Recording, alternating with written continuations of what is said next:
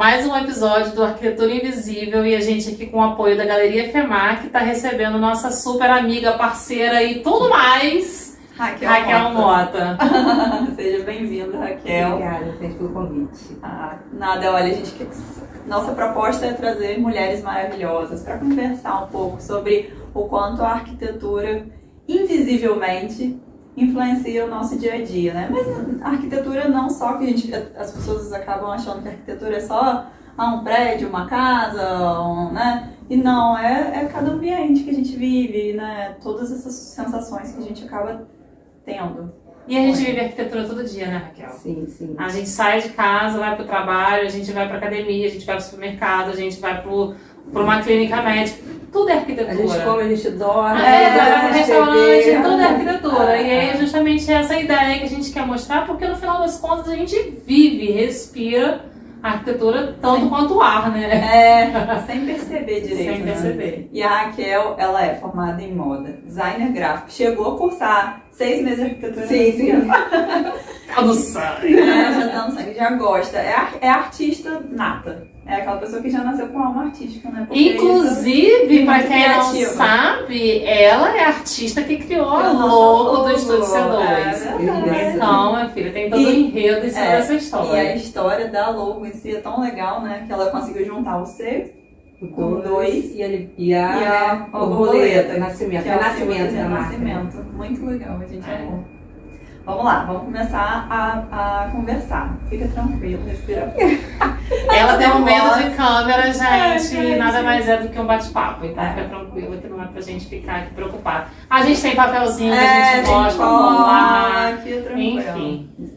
Fica tranquila. É um bate-papo mesmo. Tem algum lugar que te inspira a criar? Por exemplo, eu sei que a gente que trabalha com criação, a gente às vezes fica... Tem hora que dá aquelas travadas, que às vezes na hora não tá surgindo, ou, né? Tem algum lugar que você sente que te ajuda a te inspirar para criar? Eu sou muito noturna para trabalho. Depois que todo mundo dorme, come, né, já tá a casa já toda aquele silêncio que eu começo a trabalhar.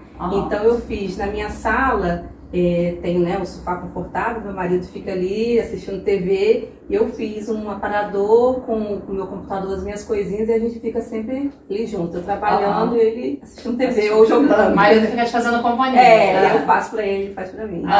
Que legal. Mas você tem algum lugar que às vezes você vai buscar inspiração na hora que às vezes dá aquele... Olha, na minha casa... Sabe aquela sensação assim que, meu Deus, agora o negócio travou, que eu tô sem saber o que eu faço. Que às vezes acontece. Qual é o seu respiro, né? Na minha casa, meu pai criou um bar lá embaixo da minha casa e agora ele encheu de planta. Tem todas as árvores frutíferas que você imaginar.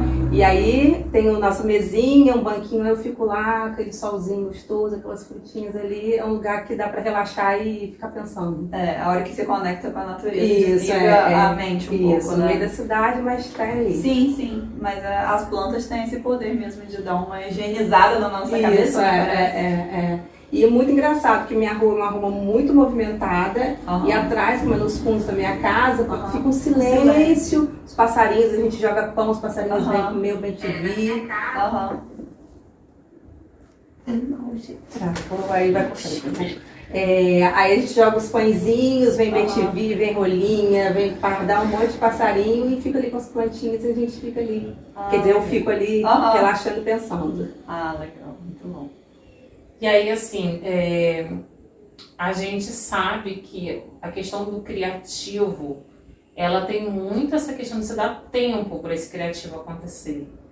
Você, assim, você sente que, eu pensei na ideia e eu peguei o briefing e logo sai, ou não? Você é aquela pessoa que você realmente tem que parar para analisar, para criar. Seu dia Fala um pouquinho do seu dia a dia pra gente. De criação. Quando você pega um trabalho, como que surge? Porque às vezes a gente chega, por exemplo, quando a gente vai num apartamento novo de uma cliente, a gente até gosta às vezes de marcar no lugar, porque a pessoa, quando ela tá dentro daquele espaço, ela já fala assim, eu pensei isso aqui, eu pensei aquilo ali, eu pensei aquilo lá. E a gente já começa meio que ali dentro, a gente já meio que... Se vai ser o resultado final, nem sempre vai ser.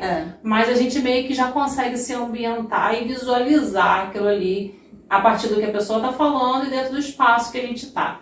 Como que é isso para você no seu dia a dia? Eu gosto muito de conversar diretamente com o cliente para eu sentir como que é a sintonia dele, a energia dele. Se conectar com a pessoa. E eu gosto muito de fundamentar a coisa. Quando eu criei tem um conceito. Quando eu criei o logo de vocês, não era só jogar uma borboleta, não era só jogar um C2. Até porque a gente nem pediu borboleta, né? A gente só queria criar uma marca diferente, né? Mas a borboleta é aquele renascimento, eles estavam criando uma marca nova. Então eu gosto muito de fundamentar para cada um que for olhar aquela marca, pensar de uma forma diferente. Sim. De acordo com a vivência que ele tiver, ele vai olhar aquela marca de uma forma diferente.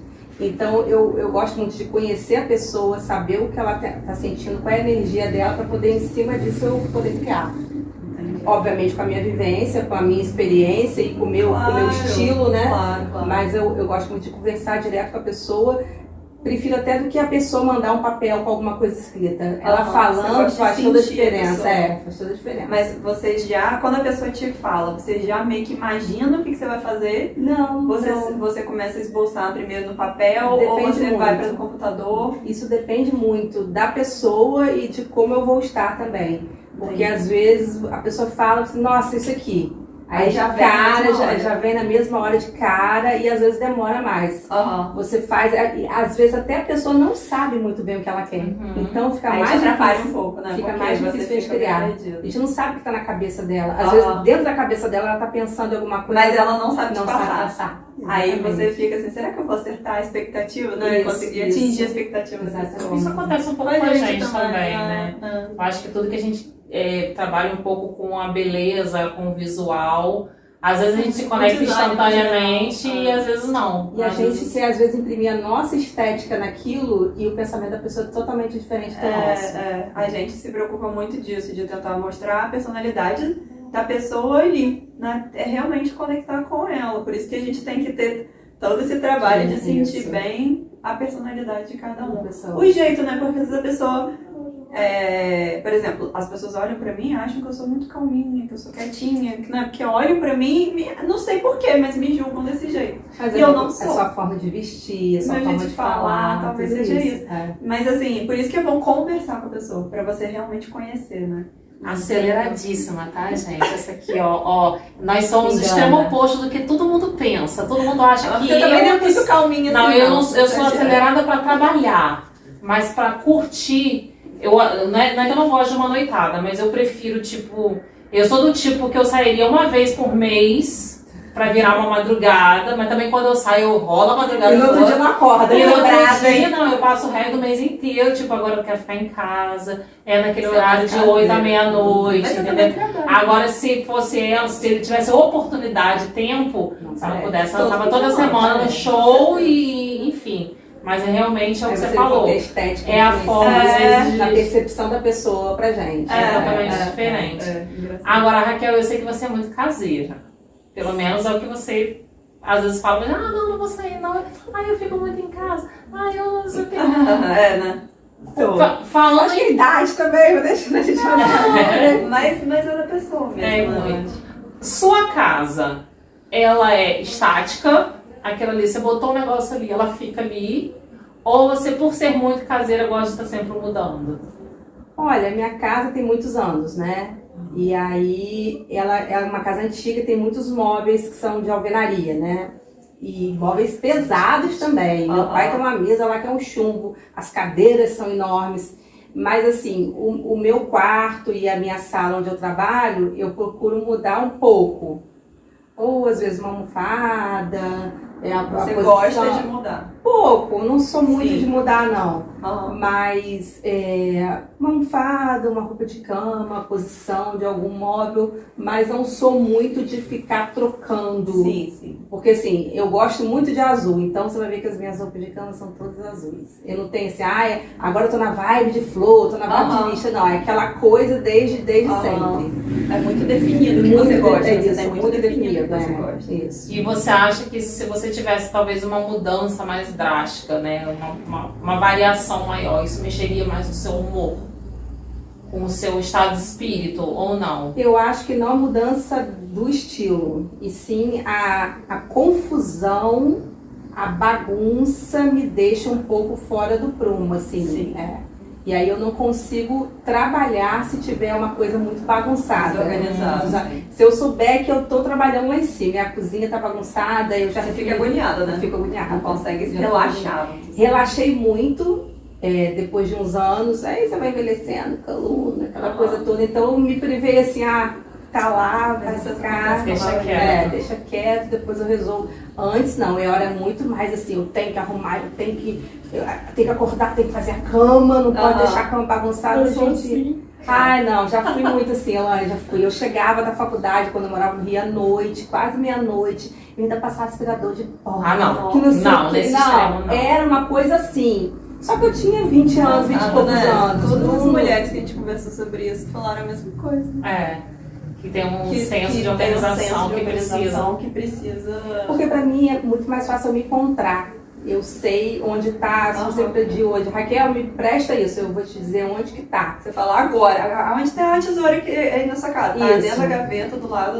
Isso, exatamente. E como eu moro com meu marido e meu pai, o homem não consegue. Se tirar 1 milímetro, eles não sabem. Não enxerga. Não enxerga. Então, às vezes eu tô fora, meu marido tá onde, não sei o quê. Eu falei assim, no mesmo lugar. Não, mas não tá não. Você vê na prateleira de baixo? Você procurou? Procurei. Não, tá na prateleira de baixo. Ou tá do ladinho, assim. Então, pra mim é mais fácil. Eu vi uma vez uma reportagem falando que é real. A reportagem acho que foi num livro. Que é real, os homens não enxergam de verdade. Não. Eles têm, eu não sei se eles talvez já acreditem nisso, mas eles têm uma coisa que ele tá olhando pra uma coisa, mas ele não tá vendo porque ele já acha que ele não sabe onde tá. Tipo, sabe, eles já assumem que eu não sei, tem que perguntar à mulher, e aí eles não veem, é como se tivesse uma nuvenzinha na frente que eles não veem mesmo. Porque às vezes é absurdo, né? Às vezes você fala assim, tá ali, aí eles olham, não tô vendo, não tô vendo, ela tá. Se eu for aí, eu ainda. É tipo isso. Não é à toa que a mãe já tem esse rótulo. Mas esses dias foi muito engraçado que meu pai falou assim: a manteiga do meu pai fica do lado de fora e a minha manteiga fica na geladeira, que eu gosto dela mais durinha. Eu esqueci, coloquei a manteiga dele. Ele, minha filha, onde que tá a manteiga? Eu falei, tá guardei na geladeira. Não tá aqui. Eu falei, está na geladeira. Ele, aonde? Ele pegou, segurou a geladeira e começou assim com as outras. Mas onde que tá essa manteiga? Aí, viu? Na sua mão. É isso. Aí, a prova do negócio é verdade. É real oficial. Gente. É incrível. E é muito engraçado como essa questão da organização, até hoje eu sou a maluca dos podcasts, que eu adoro assistir podcast, principalmente dessa parte de saúde mental, dessa parte assim, né? E de sucesso, não coach, mas de motivacional, etc. E fala o quanto as pessoas, se você parar para prestar atenção, todas as pessoas de sucesso são muito organizadas, são muito planejadas, né? Se planejam para fazer as coisas. Então, eu acho que por isso que, coincidentemente, todas as mulheres que a gente conversou, de alguma maneira, tem essa mesma coisa de organização. Engraçado que dizem que virginiano é super organizado. Você é virginiana? Não, eu sou escorpiana. E todos da minha casa são virginianos. Todos. Minha mãe era, meu pai, era o marido dela. Meu marido, minha irmã, meu cunhado, todos são. Caraca. Todos são virginianos. Eu sou a única. Mas você sabe que, assim, falando do virginiana, eu sou virginiana e meu marido também é. Ele é do primeiro dia do signo e eu sou do último. Eu tinha, até mesmo poucos anos depois de casado, eu ainda tinha uma visão muito diferente do meu marido com relação a essa questão de organização. Ele é extremamente organizado aonde ele atua. Então, por exemplo, como ele não trabalha em casa, ele é muito mais organizado na empresa do que em casa. Entendeu? Eu, como trabalho em casa, as coisas em casa, eu falo assim, as coisas não precisam nem estar 100% limpas. Não é que eu gosto de sujeira, mas se tiver uma poeirinha, vai passar. Agora tem que estar no lugar. Eu sou uma pessoa que eu não entro no escritório sem botar as minhas coisas organizadas no lugar. Entendeu? Então, eu acho que o senso do virginiano de organização é muito isso. É o lugar que você realmente precisa estar. Pois é. É o lugar que você realmente considera como o seu espaço. É aquele que a gente tem um extra de estar organizado. O resto, o povo que cuida, né? E aí a mulher que acaba cuidando da casa, né? No meu caso, então tem aquela organização, aquela coisa toda, eu acabo vendo a casa toda. Eu deletei assim muito porque senão a gente fica em função disso o tempo inteiro. Então, e minha casa é muito grande, muito grande, são 4 andares. O último andar já tá, a gente não usa mais, mas se eu ficar preocupada com tudo que se tiver, não, a gente não vive. Não vive, também acho. Uma vez eu escutei estando no lugar, já é bom, vamos dizer assim, né? As coisas estão mais ou menos no lugar. Mais uma vez eu escutei de um cliente que fala, na época eu estava fazendo a obra, eles eram 2 irmãos que moravam no mesmo apartamento. E um era extremamente, tinha toque mesmo, então tá tudo muito perfeito, um negocinho aqui que tivesse pra ela já dava um nervoso, uma coisa toda. E o irmão não, por mais que ele fosse organizado, ele não tinha esse extremo, normal, né? Era uma pessoa normal. E ele falava assim pra ela, calma, a casa tem que trabalhar pra você e não você trabalhar pra casa. Exatamente. Porque, né, você também não pode ficar nesse vício, nessa neura de que tudo tem que ser perfeito, porque perfeição não existe. Até porque a casa tá ali pra você viver ela, né? Isso, senão você eu era assim quando era nova. E eu tinha energia pra isso. Hoje em dia não tem mais essa energia pra ficar em função de arrumar casa, não tenho mesmo. Já foi tempo. Aí é aquela questão da gente definir prioridades, né? E aí a prioridade vem talvez com um planejamento bem feito, com uma organização de prazos. A casa já tá no lugar também, tudo no lugar, né? Eu acho que aquela casa que tá sempre faltando alguma coisa também é uma casa que talvez incomode muito, né? É a história do ambiente influenciar a gente. Por exemplo, tem algum ambiente que te incomoda, tipo assim, que quando você entra um hospital, ou o trânsito, ou sei lá, algum lugar que às vezes você tá com a energia lá em cima e quando você entra, você sente que, ai meu Deus, que lugar que eu não aguento mais ficar. Tem algum lugar hospital, assim? gente, com certeza. Suga a sua energia. Não, porque se você prestar atenção, você vai pro hospital ou porque você tá doente ou porque você tá acompanhando alguém doente, né? São as cadeiras os sofás mais desconfortáveis que existem. Você já tá ali passando por um momento difícil. E você tá ali ainda desconfortável.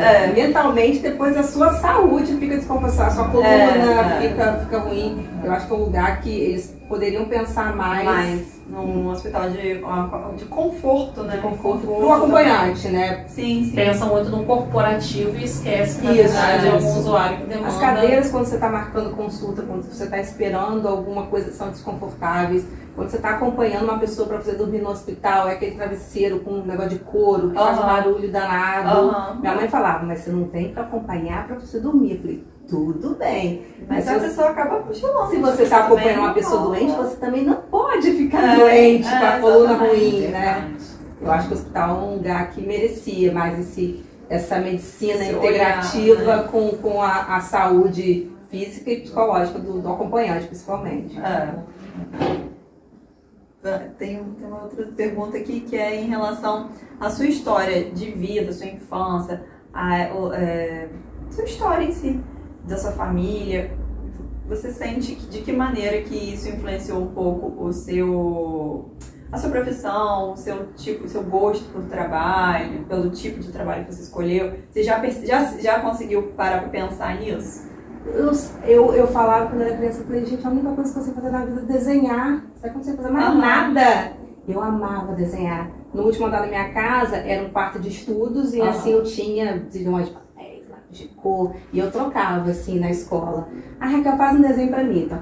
Eu te cobro com uma caixa de hidrocor, com uma caixa de Raquel sempre foi vendedora. Eu fazia assim. Mas sou péssimo pra vender, mas fazia essa xerox. Os estampozinhos aconteciam. Então a única coisa que eu sabia, eu falei, gente, será que a única coisa que você vai fazer na vida é desenhar? O que eu vou fazer no futuro se só sei desenhar? No tempo te dá pra nada. Eu desde criança quero ser médico, dentista, alguma coisa. Nada disso. E aí, na minha casa, minha mãe era muito musical, minha avó era muito musical também, meu pai era projetista, o sonho do meu pai era fazer arquitetura. Acho por isso também que eu fui meio que influenciada a fazer. E ele gostava muito de desenhar e influenciava muita gente, assim, incentivava muita gente a desenhar. Eu e meu irmão, a gente brincava de construir, fazer projetos de casa, de fazer essas coisas, assim, passava horas desenhando. E gostava também de construir, a gente tinha uma estante e tinha aqueles móveis de madeira. Sim. Uhum. Eu passava mais tempo construindo a casa, como que ia ser a divisão, do que brincando em si. Eu contei exatamente a mesma história.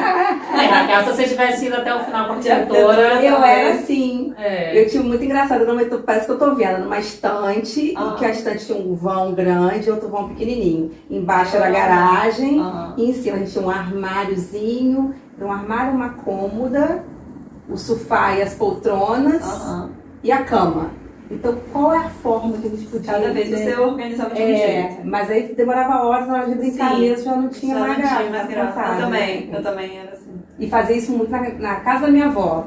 Também separar com as cadeiras, aqui vai ser o quarto, aqui vai ser o que. Você pegava o espaço e dividia Adorava mesmo. fazer. Isso muito na varanda da casa da minha avó, me lembro muito. Então, um estudo de layout pra você dominar. Adorava. Legal. E isso de alguma maneira tem a ver com a estética, com o design gráfico também, né? Que é você organizar os espaços, o desenho, né? Como que você se sente. Sempre gostei muito de desenhar. Sempre amei. Gente, o mundo perdeu uma arquiteta. Né? Ela ganhou uma estilista, uma designer, mas enfim, perdeu uma arquiteta de mão cheia. E essa parte da moda? Então, eu sempre gostei muito de desenhar casas e desenhava modelos bonitos, assim. Mas era uma coisa que eu nunca imaginava que tinha uma faculdade para isso. Hoje a gente tem muito mais acesso à informação, né?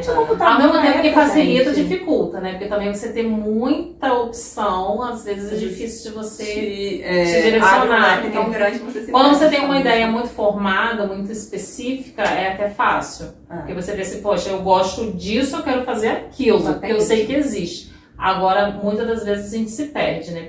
Eu tava ouvindo a palestra que teve há alguns dias lá na FEMAC, e o palestrante na época estava falando que a gente, quando tem muita opção, a gente se perde. Acaba se perdendo. Até mesmo num consumo num supermercado. Se você tem 15 marcas de um mesmo produto, a dificuldade de você selecionar um é muito maior do que se você tivesse só 3 opções. Você faz, né? E aí eu vejo que muitas das vezes até a gente, né, vê quantos nossos clientes ficam perdidos com a gama gigantesca que tem de opções. Você entra numa loja de decoração. Hoje isso tá ok, amanhã já é cafona, depois amanhã vira um resgate, vintage. A própria moda, né? Muito. A própria moda, ela vai e volta, né? Você vê. Às vezes eu falo com a Elaine, amiga, olha esse vestido aqui, gente, que lindo ele. Aí desde quando eu tinha 15 anos, eu falei, o quê? É porque meu corpo é o mesmo há 1000 anos. E tem determinadas peças que são eternas, né? Porque assim, aquele vestido preto arrumado que você tem, tubinho que tem um detalhe assim, que se ele é de boa qualidade, ele dura por muito tempo. Francine é aquela perfeita que pode comprar a roupa clássica que ela vai usar a vida inteira. Eu literalmente a vida inteira, né? Porque realmente meu tamanho é o mesmo. Então não, mas a pessoa usa a mesma roupa desde os 14 anos, gente. Como isso? Com a minha irmã tem um não cresce, não? Minusculinha, tudo. Porque nessa idade eu já tinha esse tamanho. Pois é, né? Não, mas eu tô crescendo nessa altura, né, irmão? A gente ganha corpo, ganha quadril. Mas eu, com 14 eu já tinha esse corpo. Assim, né? Eu era até um pouco mais cheia depois. Mas é engraçado isso, como a gente também percebe, por exemplo, aí eu guardei determinada coisa e daqui a pouco parou de usar. Aí daqui a pouco vai lá e volta. Exatamente. Volta com um nome diferente. Isso, o próprio que você tem. Exatamente. O rosa, né? Rosa é fúcsia, que depois pink, que depois... magenta e vai mudando os nomes, né? Exatamente. Mas é engraçado isso, como isso tudo se recicla para decoração. A arquitetura em si, né? O design da arquitetura em si. Se você não tem muito uma opinião formada do que você gosta, um estilo muito você vai na onda do que aí desfaz da casa, desfaz da roupa, porque aquilo já é cafona, e no que vem você compra de novo, porque você não sabe, você não conhece o corpo nem o seu gosto. Exatamente. E aí ter esse estilo definido faz toda a diferença. Eu não falo nem estilo definido, é saber o que você gosta. Então, não ir pela influência que as pessoas vão... E saber o que funciona pra você também, né? Principalmente isso. Não só, e é um paradoxo mesmo, que funciona tanto para moda quanto para arquitetura, é você entender realmente o que funciona para você. Porque às vezes tem uma coisa maravilhosa, um objeto lindo, ou sei lá, eu quero encher minha parede de ripado que tá usando. Só que sua casa é naquele lugar que venta pra caramba, que entra poeira pra caramba, e que você não tem paciência pra limpar, e daqui a pouco vai viver cheio de poeira. Sei lá, sabe? Assim, é entender o que funciona, não realmente seguir pra aquilo. Natalzão, vestido curtíssimo, ou calça muito baixa. Eu ouvi uma história que foi muito interessante. Quando começou o boom de colorimetria. Então você tem que fazer colorimetria, para você tem que saber qual cor você usa. E uma pessoa fez a colorimetria e na cartela dela não tinha amarelo. Acho que era amarelo. E era uma saia cheia daqueles grelozinhos, aquelas bolinhas. Ela pediu para tirar todas as bolinhas amarelas da saia. Isso é verdade. Ela pediu para tirar todas as bolinhas amarelas da saia, porque não combinava, quer dizer, não estava na cartela. E na saia que tá lá embaixo, que não tem nada a ver, com que não estava na cartela dela. Ela pediu para tirar todas as bolinhas da saia. E aí agora já vem a ideia nova de que você não precisa se prender às cores, né? Porque na verdade, sabendo dosar, você pode usar qualquer cor. Tudo, gente. Mas sabe o que eu estava até falando esses dias? Que é muito, você gosta de moda, você é estilista, você gosta de decoração. Eu sou praticamente uma arquiteta, porque eu amo decoração. Eu sou praticamente uma estilista, mas não é só você gostar daquilo. Você não tem um fundamento, você não tem um estudo, você não tem nada. Então qualquer pessoa que vai fazer um mínimo curso, não que a pessoa não possa se interessar por isso. Eu tenho uma grande amiga minha que é advogada e fez esse curso de consultoria, mas ela estudou, ela despendeu de um tempo para poder fazer aquilo. Não é você fazer um curso de 2 dias no YouTube e você achar que você já virou bambambam daquilo, né? E aí as pessoas caem nessa sua onda e falam, você não pode usar jaqueta, porque jaqueta assim, não sei o quê. E amanhã ela vai te dizer que você pode usar jaqueta com aquele vestido porque ela viu e ela quer passar para outra pessoa. Então, o que antes era legal, hoje virou cafona e amanhã já tá legal de novo. São os gurus que, no final das contas, acabam até atrapalhando a vida de quem realmente é profissional, porque querem vender um mundo de fantasia que não existe. Eu não vou usar arquiteto não, porque eu já sei que eu tenho uma experiência, que eu não sei quem disse, mas não foi um arquiteto, não foi um estilista, não foi uma pessoa responsável que estudou para isso. A gente realmente precisa valorizar mais os profissionais, né? Os profissionais que eu quero dizer são aquelas pessoas que realmente dedicaram seu tempo para aprender, para poder desenvolver aquela função, seja ela qual for, gráfico, né? Para criar marcas, as pessoas acham que entra ali, pega um negócio igual, muda uma fonte, joga e tá tudo certo. A gente mesmo, porque o designer gráfico, né, na grande maioria das vezes, acaba trabalhando com o público comercial, né? Vamos dizer assim.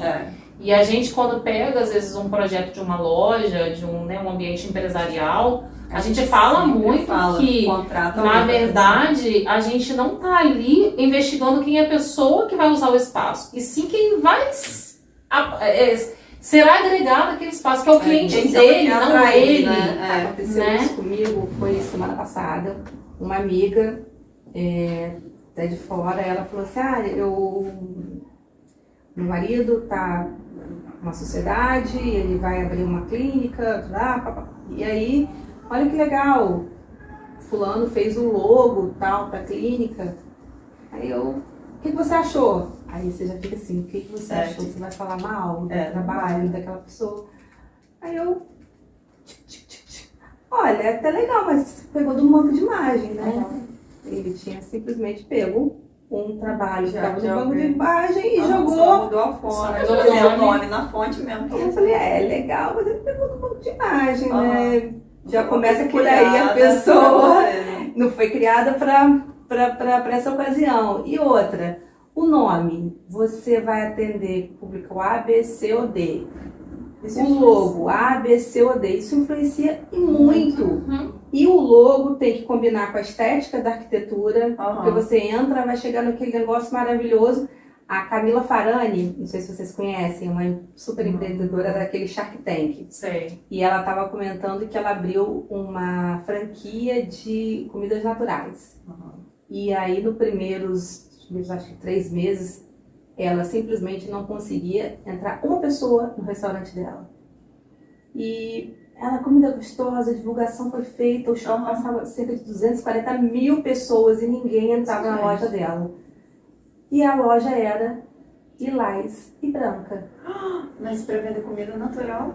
E aí, o sorvete, o sorvete. Aí o entrevistador, mas uma cor vai influenciar muito.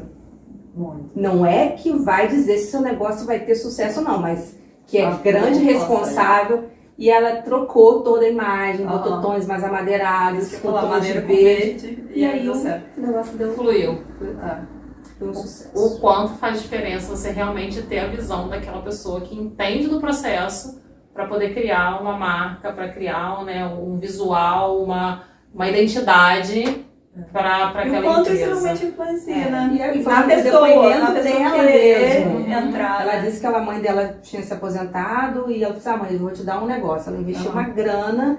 A gente, como com um shopping que passa aqui 200 e tantas mil pessoas em São Paulo. Como é que a pessoa vai abrir uma loja num shopping que tem esse monte de gente passando lá e não contrata alguém especialista para fazer o projeto? E ela hoje em dia ela é super conhecida, mas na época, eu acho que ela devia ser meio crua, ela estava falando, que ela não se atentou muito a isso.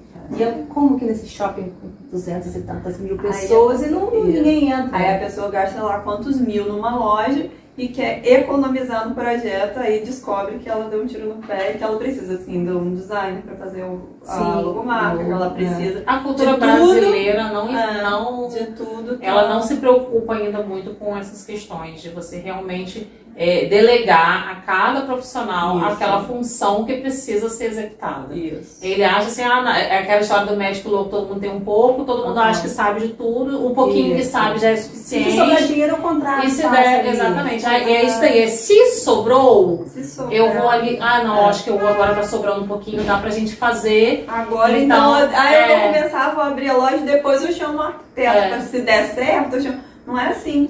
Pra dar certo, você tinha que ter feito um projeto antes.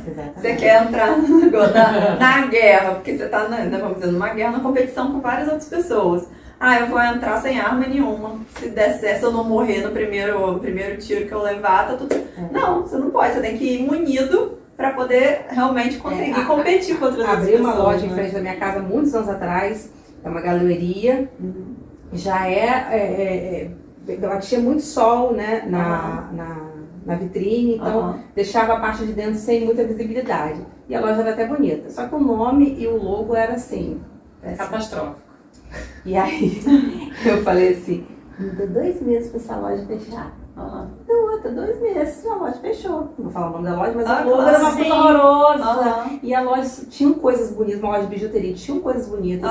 A decoração era muito bonita, tinha uma mesa redonda, com um pé muito bonito, mas pra pessoa entrar e olhar, você tem que se sentir atraído. Tem coisa cafona nessa loja, nem entra. Por quê? O reflexo do sol não deixava você olhar dentro da loja. Aí você tem que botar um toldo, tem que botar alguma coisa, né? Então, só pra o logo, a pessoa, não vai demorar 2 meses, essa loja vai fechando, deu outra.